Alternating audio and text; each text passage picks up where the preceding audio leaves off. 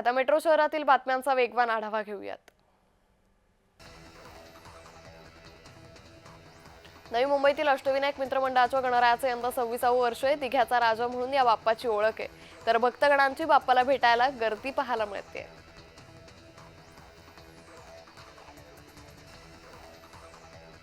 नवी मुंबईतील ऐरोली इथं राहणाऱ्या ओंकार गोडसेकडून लाडक्या बाप्पासाठी तिरुपती बालाजीचा देखावा साकारण्यात आलाय।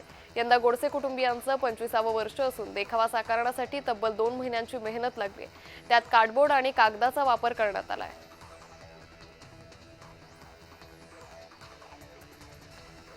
नाशिकच्या आगामी कुंभमेळ्याच्या पार्श्वभूमीवर प्रशासनाच्या अधिकाऱ्यांनी साधू महंतांची भेट घेत चर्चा केली। जिल्हाधिकारी जलद शर्मा, मनपा आयुक्त मनीषा खत्री यांच्यासह इतर अधिकाऱ्यांनी साधू महंतांची भेट घेतली। साधू महंतांसोबत तपोवन परिसरातील सदुग्रामची देखील पाहणी केली।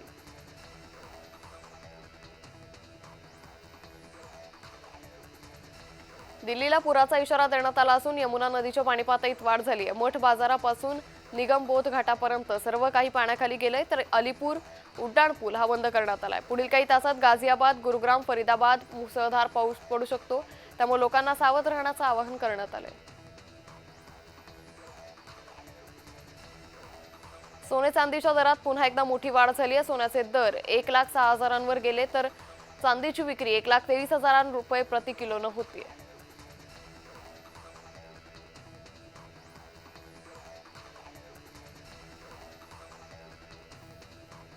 कोकणातून परतीचा प्रवास करणाऱ्या प्रवाशांसाठी चिपळूण ते पनवेल अनारक्षित विशेष रेल्वेगाडी आज धावणार आहे। आज ही रेल्वेगाडी चालवण्यात येणार असून 20 रेल्वे स्थानकांना थांबा देण्यात आलाय।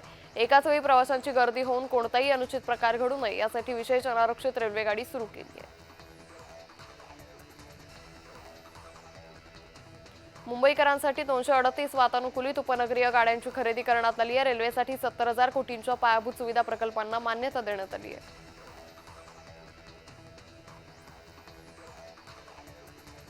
स्विगीने आपली प्लॅटफॉर्म फी वाढवली आहे। ही वाढ प्रति ऑर्डर 15 रुपये करण्यात आली असून आतापर्यंतची ही सर्वात जास्त प्लॅटफॉर्म फी आहे। सध्याच्या सणासुदीच्या काळात ग्राहकांची वाढती मागणी तसेच नफा लक्षात घेता स्विगीने हा निर्णय घेतलाय।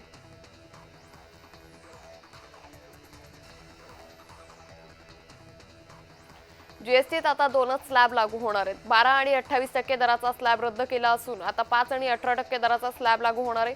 केंद्र सरकारने हा मोठा निर्णय घेतला असून जीएसटी मधील बदल 22 सप्टेंबर पासून लागू होतील।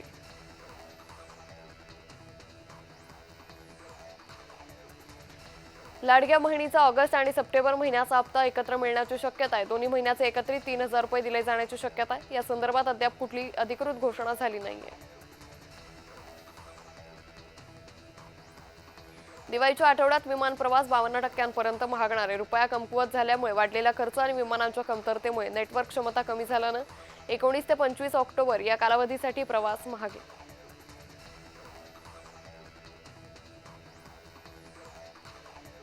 नागपूर जवळील बाजारगाव येथील सोलर कारखान्यात स्फोट झाला। स्फोटात 15 पेक्षा अधिक कामगार जखमी झालेत। जखमींना नागपूरच्या खासगी आणि शासकीय रुग्णालयात उपचारासाठी दाखल करण्यात आलं, तर सोलर एक्सप्लोजिव्ह ही खासगी क्षेत्रातील स्फोट निर्माण करणारी सर्वात मोठी कंपनी आहे।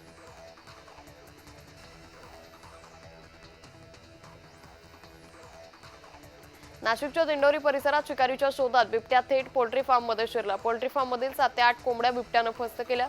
वन विभाग अधिकाऱ्यांनी रेस्क्यू करून बिबट्याला पोल्ट्री फार्ममधून बाहेर काढले।